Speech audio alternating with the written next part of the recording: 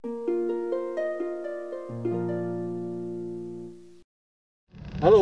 Assalamualaikum warahmatullahi wabarakatuh. Ketemu lagi di vlog Juru Baca, saya Hasan Asfahani.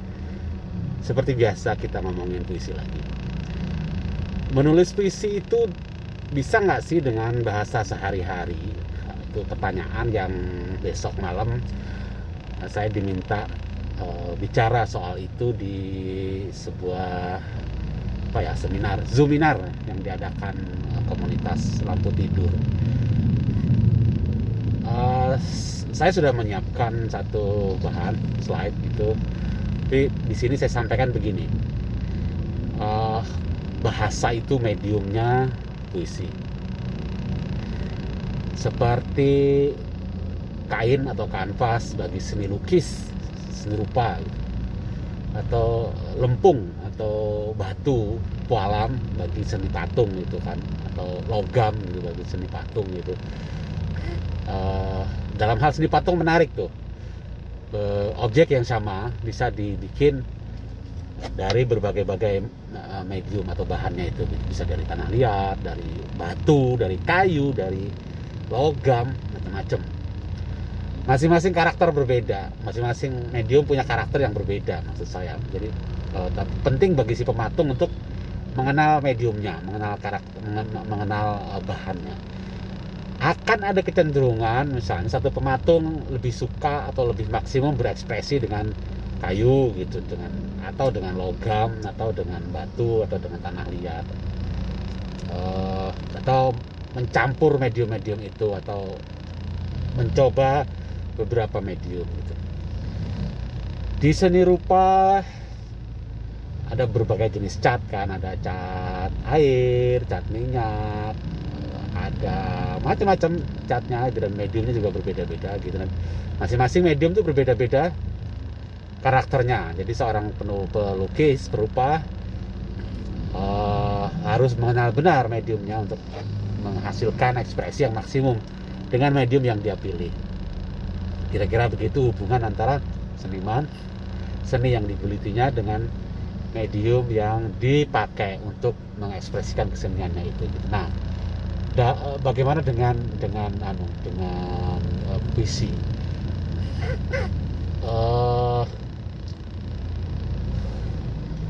Mediumnya bahasa, puisi itu gitu. Bahasa yang sama yang digunakan dalam kehidupan sehari-hari.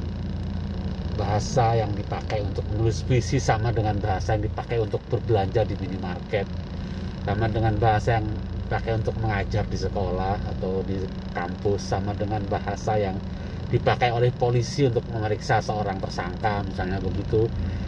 Bahasanya sama mediumnya gitu. Jadi lantas apa yang membedakan bahasa puisi, bahasa sastra gitu secara lebih luas, dengan bahasa yang bukan sastra atau bahasa yang bukan puisi?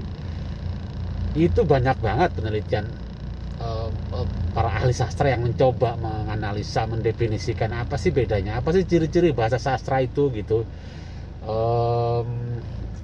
Seperti batasan sastra sendiri yang bukan tidak jelas ya, tapi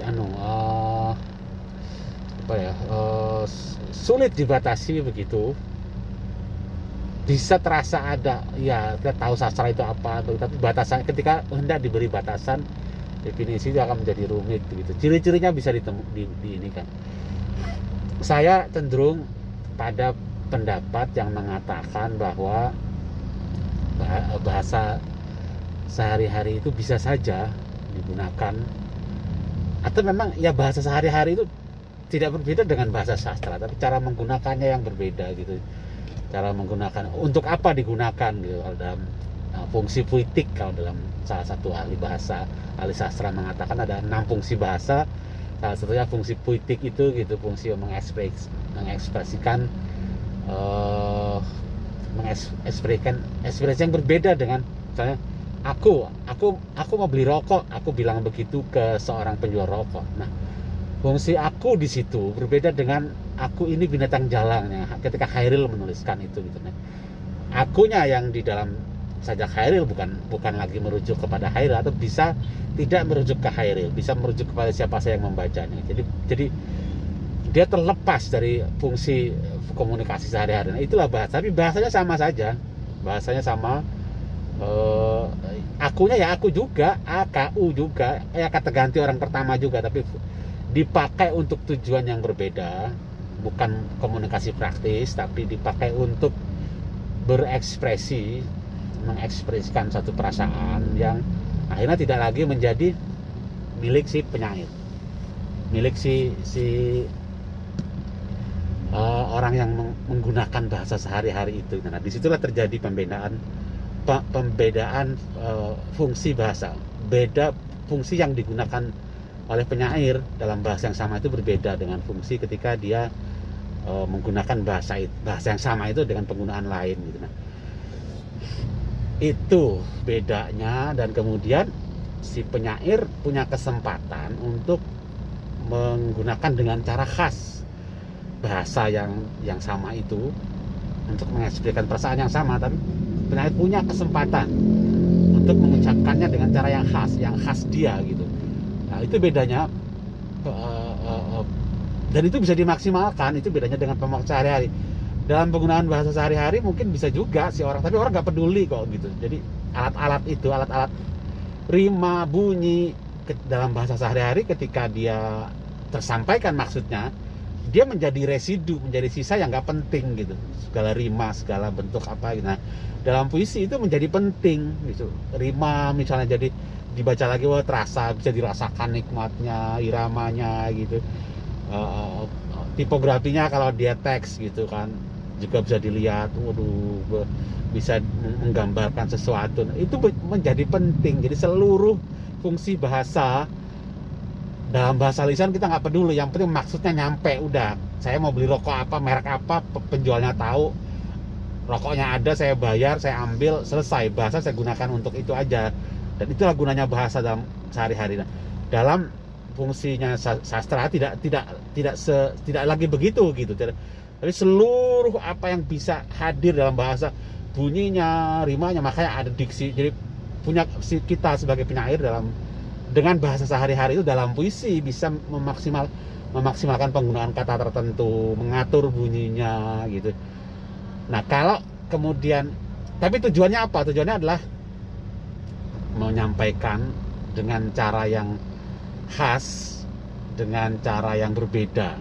Keberbedaan itu penting. Nah, kalau kemudian niat itu bisa dicapai misalnya dengan penggunaan bahasa yang mirip sekali dengan sehari-hari, ya nggak apa-apa, pakai aja, tapi dengan kesadaran bahwa kita sebenarnya punya peluang, punya kesempatan untuk berbeda. Misalnya Sajak Khairil misalnya yang malam di pegunungan, kira-kira begini, saya nggak hafal persis ya. Bulan itukah yang bikin kaku pepohonan, kali ini aku sangat dapat jawaban kepingin. Bulan itukah yang bikin dingin dan kaku pepohonan, kali ini aku sangat dapat jawab kepingin. Bahasanya memang aneh di bait ketiga itu. Ada bocah main kejaran dengan bayangan. Lirik terakhir itu, ada bocah main kejaran dengan bayangan. Itu sangat lisan dalam percakapan sehari-hari kan. Masa ada bocah main kejaran dengan bayangan. Lucu sekali kalimat itu. Tapi Khairil memakai apa adanya dari percakapan sehari-hari itu, dimasukkan dalam lirik sajaknya, yang berbeda dengan tiga lirik sebelumnya dalam satu bait saja. Itu cuma satu bait, 4 baris, 4 lirik gitu. Nah, memakai kata ada bocah main kejaran dengan bayangan itu menjadi unik di sajak itu. Padahal itu kan biasa saja. Itu percakapan sehari-hari gitu, kayak kita ada bocah main kejaran dengan bayangan. Tapi imaji yang tercipta, keterkejutannya Khairil itu seperti sebuah kesadaran yang membuat sajak itu menjadi sangat bunyi gitu. Aku pernah bahas sajak itu. Sajaknya kan orang yang terpesona dengan alam. Bayangkan bulan purnama, angin mati, pohon diam, udara dingin, ya malam di pegunungan, kita berada di puncak, daerah puncak gunung gitu, terbuka, langit terbuka, terang cahaya bulan purnama gitu. Terus seorang yang dewasa kan jadi bertanya-tanya secara filosofis begitu, wah ini oh, ya bertanya-tanya soal situasi alam itulah. Ya, ingin merenung, ingin apa ya, ingin apa menghayati alam secara filsafat, nah, kira-kira begitulah. Tapi kehendak untuk memaknai itu tiba-tiba disadarkan oleh bocah-bocah itu menikmati aja suasananya gitu kan, main kejaran dengan bayangan, main dolanan, lari-lari di bawah terang bulan itu, menyanyi-nyanyi itu. Kontrasnya didapat. Nah, di atas 3 baris yang serius itu berkontraslah dengan 1 baris yang dikutip dari bahasa sehari-hari. Ada bocah main kejaran dengan bayangan. Jadi pemakaian kata sehari-hari dalam sajak itu kemudian menjadikan sajak itu kuat. Sajak itu apa ya, menghadirkan kontras itu tadi gitu, ada makna yang bertabrakan, jadi kayak ada kesadaran yang digugah gitu. Nah, kira-kira begitu fungsi penggunaan bahasa sehari atau bahasa seperti apapun yang diinginkan dipakai gitu, yang bisa potensi bahasa yang ingin dimanfaatkan dalam menulis sajak itu ya harus ada niatnya apa, tujuannya apa gitu, gunanya apa alasannya memilih itu gitu. Kalau saya bilang sih apa, argumen puitiknya apa gitu. Atau istilah itu ada apa enggak, tapi saya suka menggunakan istilah argumen puitiknya apa gitu, termasuk ketika kita menggunakan bahasa percakapan sehari-hari itu di dalam bait puisi kita gitu. Itu contoh ya, Hairil ya. Nah, tentu bisa banyak kemungkinan lain. Oke, terima kasih, mudah-mudahan jelas. Kita ketemu lagi di video berikutnya. Assalamualaikum warahmatullahi wabarakatuh.